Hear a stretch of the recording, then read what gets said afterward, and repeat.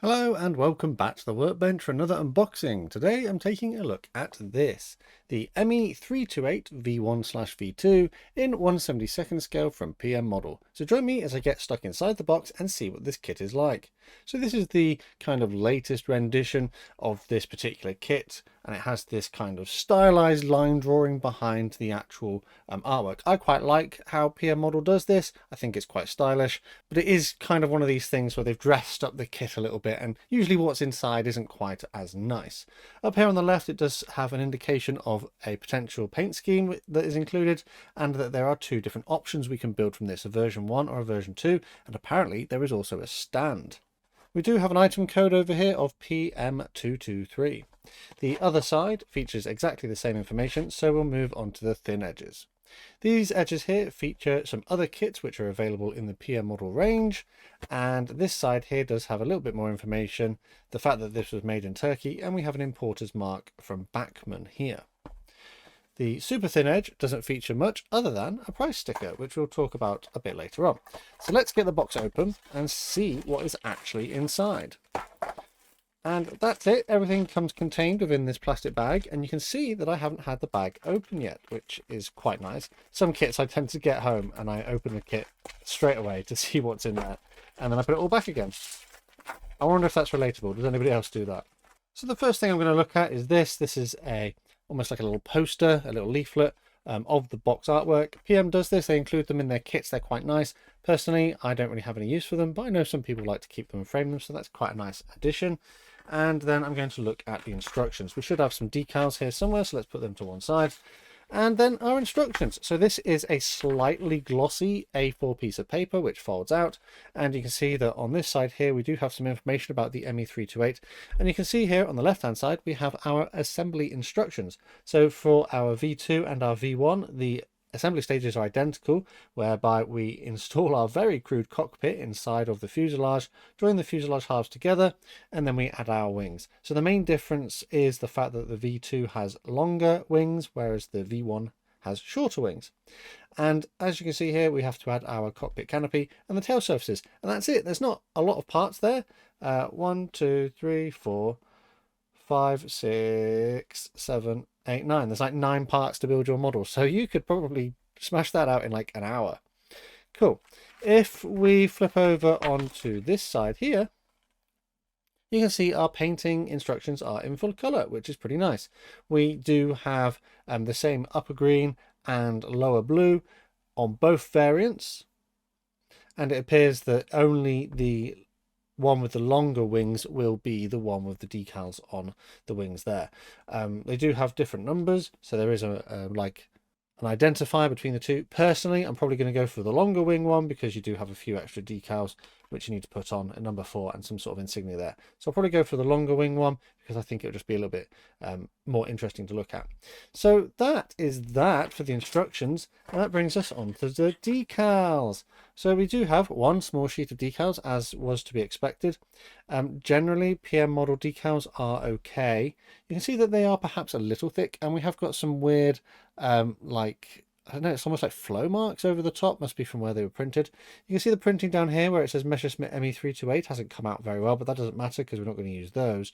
And we do have some historical emblems as well, which come in multi-parts if you would like to use them. The registration isn't great. The emblems we have here, the white line in between the two is a little bit offset. It's not quite perfect. And you can see actually that the printing on my crosses is less than ideal. The lines are a bit wavy actually. They're not looking great. I wonder if that's not quite gone onto the decal film and it's gone off the edge. So my decals aren't looking particularly good, but I hope that they still work, and I'll see what they're like when I come to apply them.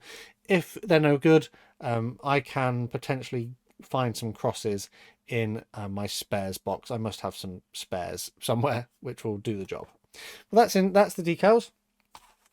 Clear part. Clear part comes in this little Ziploc bag, which we'll just have a look at. There's our cockpit canopy. It does have what appears to be like a scratch going sort of across this way here, which is a bit of a shame. The actual aircraft, if you look, does have a frame across the top, whereas there's nothing molded on this. There's no framework molded. This is just a molded blank, basically. It's just a shape. The plastic is relatively okay. It's moderately clear. It's not great. So yeah, it's a bit crude. There are some other scratches actually on the inside there, which I hope you can see. So I think for this, I might just have to mask it with tape and then just get sort of the paint to do the work to give the impression of framework. So quite simple. And that brings us onto the plastic parts. And there it is, one sprue in a sort of light grey kind of colour. The plastic doesn't feel particularly greasy. It is relatively dense, however. And we have our, I think these are the wings for one version. You can see there is some scuffing in the wings, as though the tooling hasn't been particularly well looked after, and there is some dents in there. There is also this strange texture to the wing surfaces. It's almost like almost a bit gritty, a little bit grainy, which is, I mean, I've seen it before on PM model kits, so it must be just how the inside of their toolings are.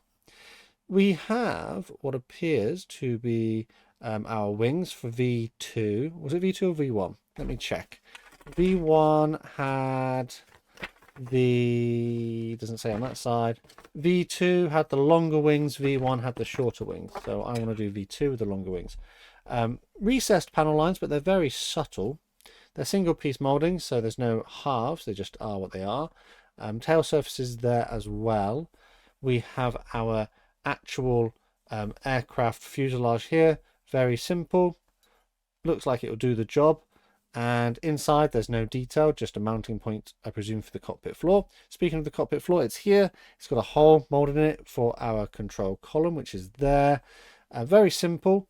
Ejector pin marks are on these surfaces here, but there's nothing on these visible ones, so that should be good.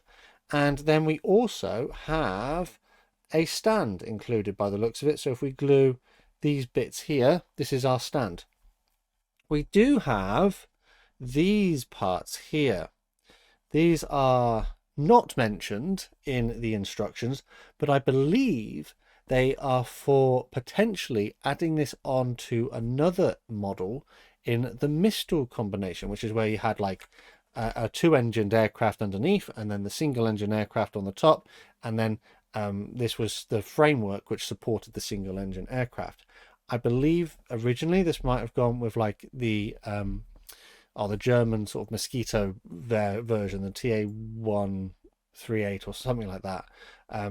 So yeah, not referenced, but I think that's what it was for. I get the feeling that this was almost like an add-on to another kit, or it was part of the Mistral kit, and then they went, you know what, we can probably sell this as a standalone boxing, so why don't we do that?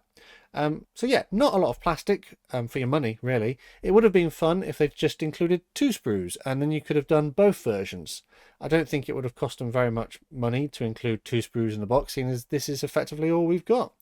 So yeah, that's it. One very simple, very crude looking kit. Generally the molding is fairly okay, but there are a little bit of wear and tear to the tooling and a little bit of flash in places which might need a bit of cleaning up. But objectively, I think you could probably build this fairly quickly. It wouldn't be too difficult. The clear parts are molded okay, but they are what they are. There's no detail on them, and there are some strange scuffs or scratches on the inside. Instructions are fine. They are fairly simple, and they're printed in colour, which is what we want to see. Decals could be a bit better. The registration on these bits here with the colour isn't great, and also I've got some weird artifacts up here where it's just wavy. The lines aren't wavy. They are questionable. I question how good they'll be. We did also get one little poster, which is nice, and all of that came contained within the reasonably attractive PM model current boxings. So looking at the kit, it's probably no surprise that this is an older kit. I can't quite pin down an exact date, but this is definitely a 90s tooling, which I'm sure is no surprise. It does have some fairly, modern features in the sense of recessed panel lines that we like to see, but on the whole, it's a pretty crude and simple kit and has probably been around for many years now.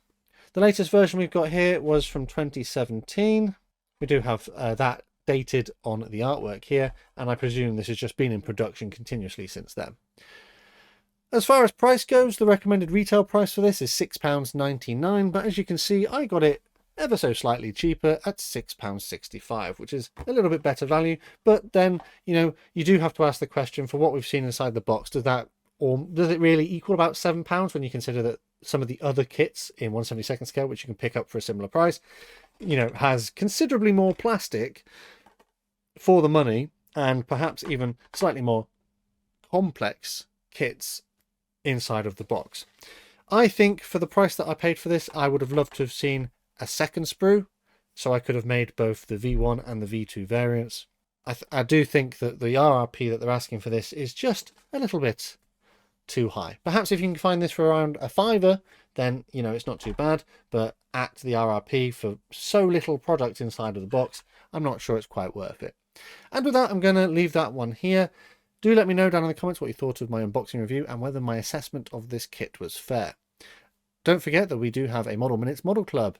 And if you'd like to join the Model Club and get exclusive access to early videos and other perks, check out the links in the description. Massive thanks to these guys on screen for their extra support, allowing me to create consistent content. There are other ways to help support the channel as well, if you'd prefer, and again, full information is below the video. But the best way to support the channel for free is by subscribing with notifications turned on so you never miss a modelling upload.